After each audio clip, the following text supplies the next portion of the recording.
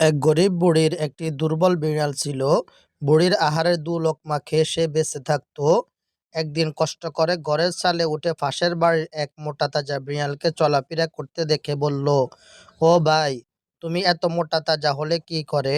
মোটা বিড়ালটি জবাব দিল, এই বান্দা প্রতিদিন শাহী মহলে যাতায়াত করে, সেখানে চুরি করে পোলাও কোরমাতে ভাগ বসায়, আর কিছুটা অন্য সময়ের জন্য নিয়েও আসে। দুর্বল বিড়ালটি শাহী দস্তরখানের মজাদারের খাবারের কথা শুনে অস্থির হয়ে পড়ল। খুব বিনয়ের সুরে সবল বিড়ালকে বলল, ভাই, প্রতিবেশীর হক আদায় করা তোমার কর্তব্য।